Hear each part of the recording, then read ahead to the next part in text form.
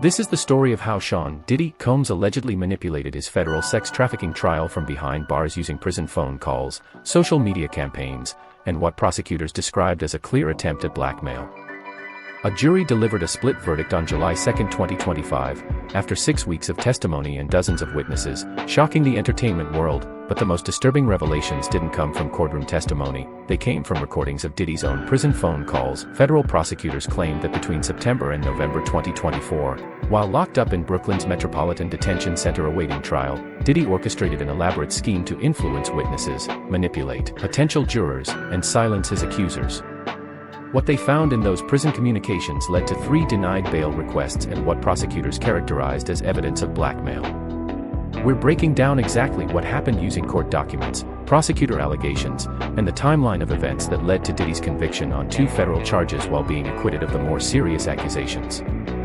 This is the complete story of Diddy's alleged blackmail scheme from prison. September 16, 2024, Sean Diddy Combs walked into the lobby of a New York City hotel and federal agents arrested him on the spot. The 55-year-old music mogul, whose empire was once valued at nearly $1 billion, went straight to the Metropolitan Detention Center in Brooklyn. The next day, prosecutors unsealed an indictment that sent shockwaves through the entertainment industry. 5 serious charges hit Diddy all at once: racketeering conspiracy, 2 counts of sex trafficking by force, fraud, or coercion, and 2 counts of transportation to engage in prostitution. U.S. Attorney Damian Williams put it plainly: Combs used force, threats of force, and coercion to cause victims to engage in extended sexual performances with male commercial sex workers. Prosecutors called these events freak-offs, and they sat at the center of the government's case. The federal indictment described freak-offs as elaborate and produced sex performances that Combs arranged, directed, masturbated during, and often electronically recorded. These events occurred regularly according to the indictment, sometimes lasted multiple days, and often involved multiple commercial sex workers. What made the case particularly disturbing was that prosecutors alleged Combs didn't just organize these events, he used his entire business empire to facilitate them. Staff members booked hotel rooms in advance and stocked them with controlled substances, baby oil, lubricant, linens, and lighting, then arranged travel for victims and sex workers, sometimes across state and international lines.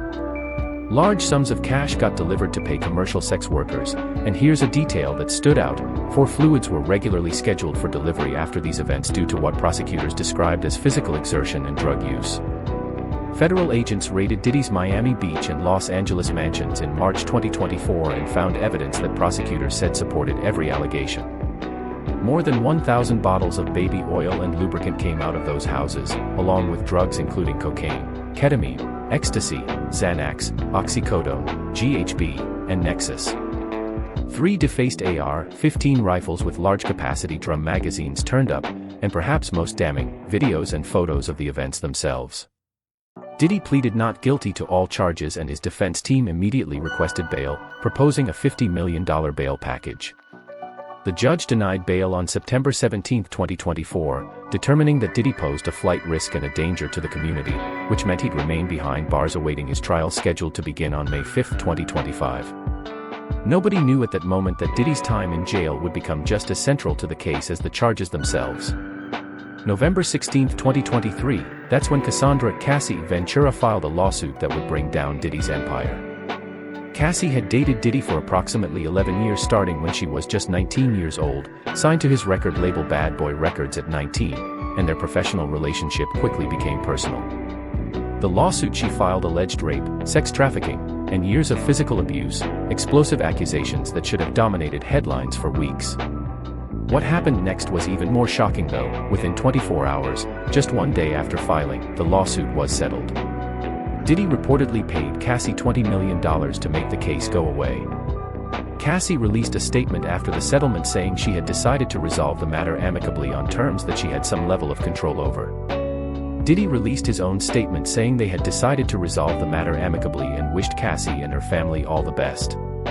The settlement didn't end the story because between November and December 2023, 4 more women filed sexual misconduct allegations against Diddy. The floodgates had opened. Then came the video that changed everything. CNN released surveillance footage on May 17, 2024, from the Intercontinental Hotel in Century City, Los Angeles, dated March 5, 2016, showing Diddy throwing Cassie to the floor, kicking her, dragging her, and throwing a vase at her in a hotel hallway. The video devastated any remaining doubt because for years Diddy had denied the allegations in Cassie's lawsuit, but here was visual proof of the violence she had described. 2 days later, on May 19, 2024, Diddy posted a video apology on Instagram and Facebook saying he was truly sorry and that his actions were inexcusable. The damage was already done. Prosecutors alleged in the federal indictment that the hotel assault happened during one of the freak-offs, and that Diddy tried to bribe a hotel staff member $50,000 to ensure their silence about the incident. A civil lawsuit would later reveal that Diddy paid the hotel itself $50,000 for the footage, though clearly a copy survived. Cassie would eventually receive an additional $10 million settlement from the Intercontinental Hotel itself, a detail that came out during the May 2025 trial. When Diddy's trial finally began, Cassie became the star witness for the prosecution and testified for 4 days, describing forced participation in freak-offs, physical abuse throughout their relationship, and the psychological control Diddy had over her career and recording contract. Visibly pregnant with her third child with her husband Alex Fine, Cassie told the jury she was there to do the right thing, saying she couldn't carry the shame and guilt anymore. She also revealed something heartbreaking, that in 2023, before going public with her allegations, she didn't want to be alive anymore. Trauma therapy, rehab for drug addiction, PTSD, and suicidal ideation had consumed her life. Cassie's bravery in coming forward would prove crucial, not just for the trial but for what prosecutors would later discover about Diddy's attempts to silence witnesses from prison. After his arrest on September 16, 2024, Diddy was denied bail and would spend the next 8 months in the Metropolitan Detention Center in Brooklyn awaiting trial. The facility has a reputation for violence, and Diddy was housed in a special protection section due to his celebrity status. Most people in Diddy's situation would keep a low profile, follow prison rules, and let their lawyers handle the case. Prosecutors allege that Diddy did the exact opposite. Between September and November 2024, prosecutors claimed Diddy engaged in a coordinated campaign to manipulate witnesses, influence potential jurors, and obstruct justice, all while locked up in federal detention. Prosecutors filed a bombshell motion on November 15, 2024, detailing what they claimed to have discovered, and the allegations were stunning. Diddy was using the telephone accounts of at least 8 other inmates according to prosecutors. Federal prison rules say inmates have approved contact lists and are only supposed to use their own phone access codes, but prosecutors claimed Diddy paid other inmates through intermediaries to use their phone codes instead, and he allegedly used 3-way calling to reach people who were not on his approved contact list. Phone calls weren't the only method though, because prosecutors said Diddy used a third-party communication service called Contact Me ASAP to send hundreds of text messages from jail. This service wasn't authorized for his use, but it allowed him to communicate far more freely than prison rules permitted. What was he saying in all these communications? Prosecutors claimed Diddy was directing his family members to reach out to potential victims and witnesses, describing it as relentless efforts to contact potential witnesses including victims of his abuse. The most public example came on November 4, 2024, Diddy's 55th birthday, when from jail he orchestrated a social media campaign where his children posted a birthday celebration video. This wasn't just a sweet family moment according to prosecutors, who claimed that Diddy explicitly discussed with his family how to ensure the video had his desired effect on potential jury members, monitoring the analytics and audience engagement from his jail cell while trying to shape public opinion before his trial even began. Prosecutors also alleged that Diddy made efforts to publicly leak materials he viewed as helpful to his case. The most serious allegation came from a phone call on October 4, 2024. In this heavily redacted call with one of his adult sons, prosecutors said the clear inference was that Diddy's goal was to blackmail victims and witnesses either into silence or into providing testimony helpful to his defense. Federal prosecutors were claiming that Sean Diddy Combs, while locked up in federal detention awaiting trial on sex trafficking charges, was actively trying to blackmail the very people who had accused him. Something happened on October 28, 2024, that escalated the situation even further. As part of a pre-planned nationwide sweep of Bureau of Prisons facilities, officials searched Diddy's cell at the Metropolitan Detention Center. What they found on his bunk raised immediate red flags: a manila folder marked legal, a notebook, an address book, and various personal effects. Here's where it gets legally complicated, because Diddy's defense team immediately claimed that these materials contained attorney-client privileged information. In the American legal system, communications between a lawyer and their client are protected and cannot be seized or used against the defendant, a fundamental right that prosecutors can't just ignore. Prosecutors had a process for this though. The materials were photographed and then reviewed by what's called a filter team, a separate group of prosecutors not working on the case, to determine what was privileged and what wasn't. An emergency hearing was held on November 19, 2024, to address the issue, with Diddy's lawyers arguing that the government had violated his constitutional rights by seizing privileged materials. The government argued that the search was routine and that proper procedures were followed to protect any privileged information. The bigger picture was becoming clear between the unauthorized phone calls, the social media manipulation, the alleged witness tampering, and now the prison cell search. Prosecutors were building a case that Diddy was continuing his pattern of obstruction and control even from behind bars. Judge Arun Subramanian issued his ruling on Diddy's third bail request on November 27, 2024, and denied it. In his written decision, Judge Subramanian found that there was compelling evidence of Combs's propensity for violence, determined that Diddy was a serious risk for witness tampering, and wrote that Diddy's willingness to skirt jailhouse rules was strong evidence that even strict bail conditions wouldn't work. The judge noted that even as recently as 2 days after the bail hearing, Diddy had used the criticized phone technique of having others use their phone access codes on his behalf. The $50 million bail package with GPS monitoring and home confinement was rejected, and Diddy would remain in custody until trial. The trial finally began in Manhattan Federal Court on May 5, 2025, and over the next 6 weeks prosecutors would call 34 witnesses over 28 days of testimony. The jury heard from 6 former assistants, some testifying under immunity deals, along with 2 male escorts who had been employed by Combs. 4 federal agents testified about the raids on his properties, and the jury saw the evidence seized from his homes, those 1,000+ bottles of baby oil, the drugs, the weapons, the videos. Celebrity witnesses took the stand too, with rapper Kid Cudi, whose real name is Scott Mescudi, testifying that Diddy allegedly had someone set his car on fire after learning he was dating Cassie. Dawn Richard, a singer from Diddy's reality show Making the Band, testified about abuse she witnessed during the show. The most impactful testimony came from 2 women who had been in relationships with Diddy, and Cassie Ventura testified for 4 days as we discussed. Another woman known only as Jane to protect her identity testified for 6 days about similar experiences with freak-offs or what she called hotel nights. Jane described having what she called a love contract where Combs paid her $10,000 in rent, but she testified that Diddy threatened to cut her off financially if she stopped participating in the sexual activities he demanded. She even developed urinary tract and yeast infections from what she described as sex marathons. The prosecution's case was sprawling and emotional, with prosecutor Maureen Comey, daughter of former FBI Director James Comey, telling the jury in her closing argument that for 20 years the defendant got away with his crimes but that it would end in this courtroom. She emphasized that Combs was not a god but a person who stood equal before the law.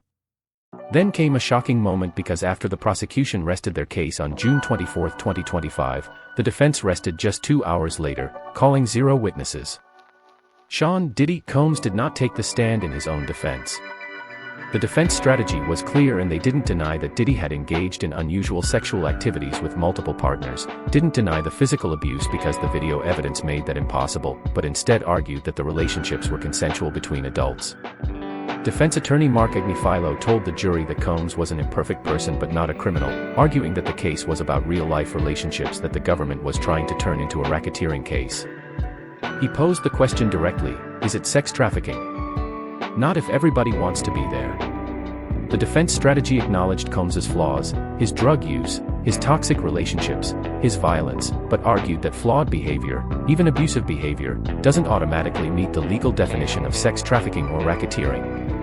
Jury deliberations began on June 30, 2025, and the 8 men and 4 women deliberated for a total of 13 hours over multiple days. On July 1 they reached a partial verdict on 4 of the 5 counts but remained deadlocked on the most serious charge, the racketeering conspiracy. The full verdict came in on July 2, 2025, and Diddy was acquitted of racketeering conspiracy, acquitted of both sex trafficking by force, fraud, or coercion charges involving Cassie and Jane. But he was convicted on 2 counts of transportation to engage in prostitution, 1 involving Cassie and 1 involving Jane. The courtroom reaction was mixed because for some the acquittals on the most serious charges felt like Diddy had gotten away with his worst crimes, while for others the convictions represented accountability even if not on every charge. What happened here?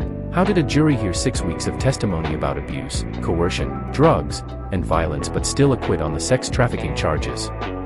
The answer comes down to the legal definitions and what prosecutors had to prove. Sex trafficking under federal law requires proof that someone used force, fraud, or coercion to cause another person to engage in a commercial sex act, and the key word there is force. Prosecutors had to prove that Diddy forced or coerced the victims into these sexual activities. Transportation for prostitution under the Mann Act from 1910 has a different legal standard though. Prosecutors only had to prove 2 things: that transportation occurred across state lines and that the intent was for prostitution. No need to prove force or coercion, just that sex for pay happened and that interstate travel was involved. The defense successfully argued that the relationships between Diddy and these women were complex, lasting years in some cases with elements of romance, business partnerships, financial arrangements, and yes, unusual sexual practices.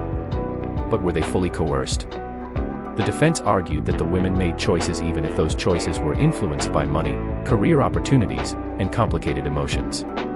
Proving transportation plus payment is easier when there are hotel records, travel receipts, and payments to sex workers because there's a paper trail. Proving that an entire long-term relationship was built on force and coercion is much harder though, especially when the relationship included elements that could be interpreted as consensual. Legal experts noted that the prosecution's case was sprawling with 34 witnesses, which may have actually diluted their focus on the core allegations.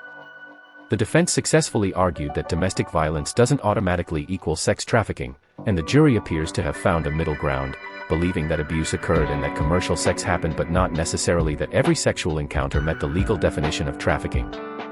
Some observers felt the jury was looking for a compromise verdict, wanting to hold Diddy accountable without condemning him to a potential life sentence on the racketeering charge.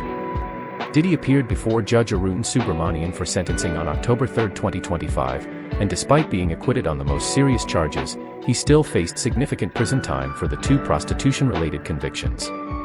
Each count carried a maximum of 10 years in federal prison.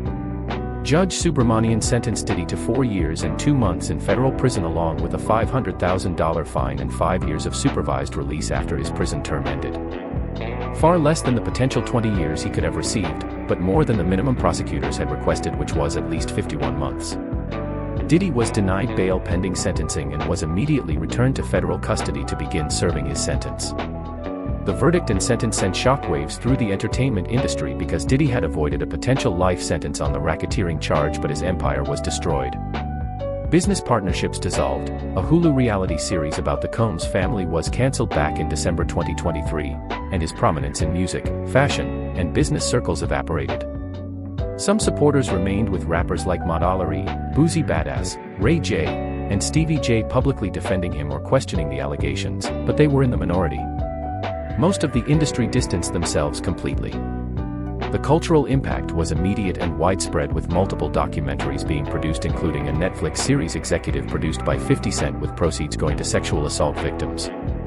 Pop star Kesha changed the lyrics in her hit song, TikTok, from "Feeling Like P. Diddy" to "Feeling Just Like Me," or in some performances, "Fuck P. Diddy." Social media exploded with memes about the baby oil seized from Diddy's homes and jokes about surviving Diddy parties, and a phrase, "No Diddy," emerged, used similarly to "no homo," becoming a dark punchline in online culture.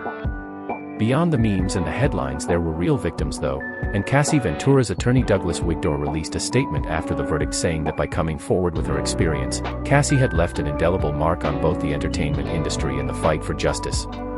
Judge Subramanian, when thanking the jury after their verdict, told them that what they had done was inspiring, noting that they had listened, worked together, and shown up every day, rain or shine, to do their civic duty on an incredibly difficult case.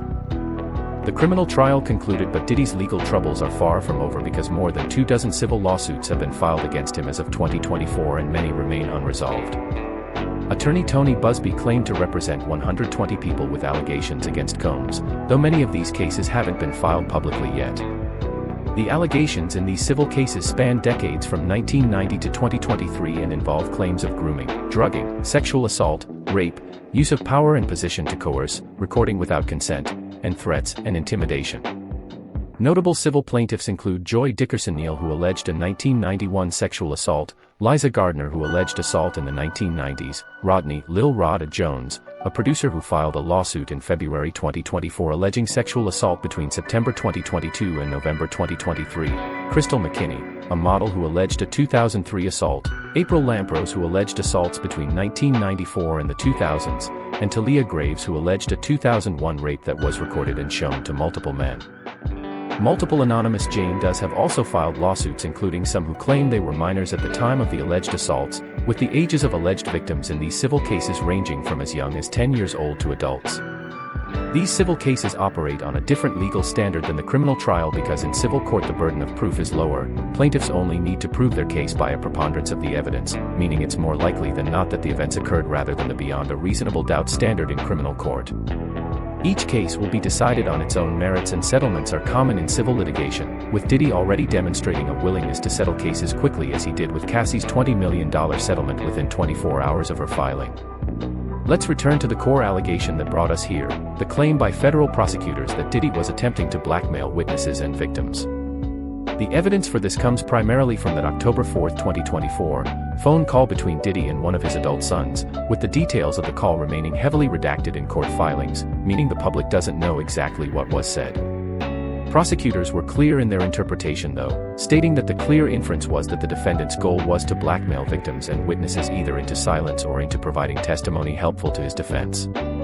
This allegation fits into a broader pattern that prosecutors outlined, and according to their November 15, 2024, motion, Diddy was using every available method to influence the case from behind bars: phone calls to multiple inmates' accounts, hundreds of text messages through an unauthorized service, social media campaigns timed for maximum jury impact, and direct outreach to witnesses through family members. Then there's the historical context, because the federal indictment had already alleged that Combs kept recordings of the freak-offs as collateral to ensure the continued obedience and silence of the victims.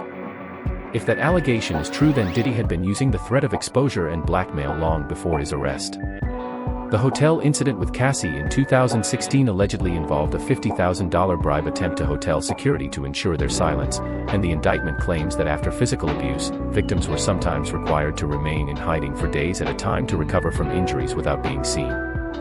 Prosecutors allege Diddy controlled victims by promising career opportunities, providing and threatening to withhold financial support, and even monitoring their health records. All of this paints a picture of someone who used leverage, control, and the threat of consequences to maintain power over others, and the blackmail allegation from the October 4 phone call in this context wasn't a new behavior, it was a continuation of a pattern that prosecutors say existed for 20 years. Judge Subramanian clearly found the allegations credible because in his third bail denial he specifically cited Diddy's willingness to skirt jailhouse rules as strong evidence that he would continue to obstruct justice if released. The judge noted that Diddy had also communicated with a grand jury witness over the summer of 2024 and deleted some text messages with that witness, another indication of consciousness of guilt and attempted obstruction. What makes the blackmail allegation particularly significant is that it demonstrates, according to prosecutors, that even facing the most serious criminal charges of his life, even locked up in federal detention, Diddy allegedly couldn't stop trying to control and manipulate the situation. It speaks to a mindset of someone who believes they're above consequences, someone who has operated for so long with impunity that even the walls of a federal prison couldn't contain their attempts to influence the outcome. Diddy is serving his 4 years and 2-month sentence in federal prison right now, and he has the right to appeal his conviction, which given the resources at his disposal and the split verdict means an appeal is likely. On October 7, 2025, President Trump confirmed that Diddy had asked for a presidential pardon with no decision made public on that request.